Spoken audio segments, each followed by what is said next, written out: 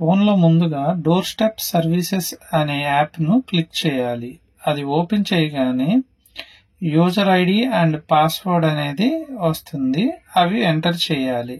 అవి ఎంటర్ చేసి లాగిన్ అని క్లిక్ చేయగానే మనకి ఇలా స్క్రీన్ ఓపెన్ అవుతుంది. ఇక్కడ ఫస్ట్ ఆప్షన్ అయిన అక్నాలెడ్జ్ అనే దాన్ని క్లిక్ చేయాలి. ఇక్కడ మనకి రిజిస్టర్ ఎన్ని వచ్చినాయి, పార్సిల్ ఎన్ని వచ్చినాయి, స్పీడ్ ఎన్ని వచ్చినాయి అనేవి కనిపిస్తుంది. స్పీడ్ పైన క్లిక్ చేసి కింద అక్నాలెడ్జ్ అని క్లిక్ చేయాలి. ఇలా మొత్తం ఆర్టికల్ ను అక్నాలెడ్జ్ చేసుకున్న తర్వాత మనకి ఇక్కడ ఆర్టికల్ డెలివరీ అనే ఆప్షన్ లోకి ఆర్టికల్స్ అన్ని మనవి వచ్చేస్తాయి. అలా వచ్చిన తర్వాత మనము ఏ ఆర్టికల్ అయితే డెలివరీ కొట్టాలో ఆ ఆర్టికల్ ని మనం సెలెక్ట్ చేసుకుని మనం ఆ డోర్ స్టెప్ కి వెళ్ళిన తర్వాత అక్కడ చూజ్ ఆప్షన్ అని ఉంటది కదా, సేమ్ పిఎంఏ యాప్ లో ఎలాగైతే రిటర్న్స్ కొడతామో సేమ్ అలాగే ఉంటుంది.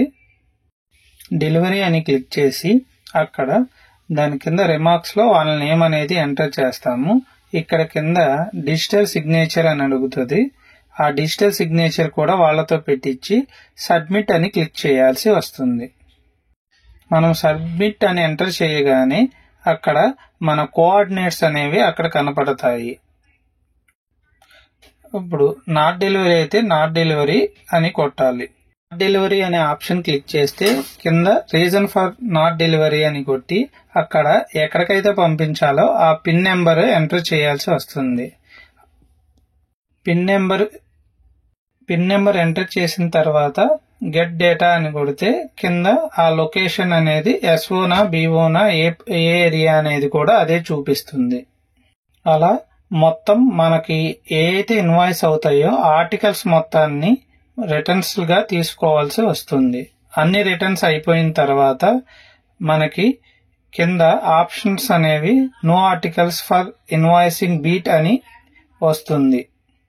మనం ఏ అయితే ఎంటర్ చేస్తామో అవే ఫైనల్ రిటర్న్స్ అన్నమాట. అందుకని రిటర్న్స్ ఎంటర్ చేసేటప్పుడు జాగ్రత్తగా ఎంటర్ చేయవలసి ఉంటుంది.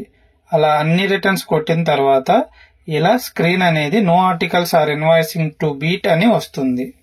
టోటల్ డెలివరీ అయినాక మనము అసలు రిపోర్ట్స్ చెక్ చేసుకోవాలని కూడా అనిపిస్తుంది కదా. అలా మన రిపోర్ట్స్ లో కావాలంటే స్టాటిస్టిక్స్ చూసుకోవచ్చు.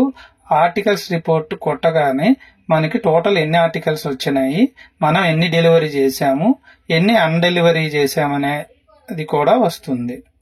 ఈఎంఓస్ ఏమన్నా ఇష్యూ అయి ఉంటే అవి కూడా మనం చూసుకోవచ్చు. ఈ టోటల్ ప్రొసీజర్ అయిపోగానే మనము బ్యాక్ వచ్చి పైన 3 డాట్స్ ఉన్నాయి కదా, అవి క్లిక్ చేసి లాగౌట్ అని క్లిక్ చేస్తే మనకి ఎస్ ఆర్ నో అనే ఆప్షన్ వస్తుంది. ఇక్కడ లాగౌట్ అని క్లిక్ చేయగానే మన యాప్ అనేది లాగౌట్ అయిపోతుంది.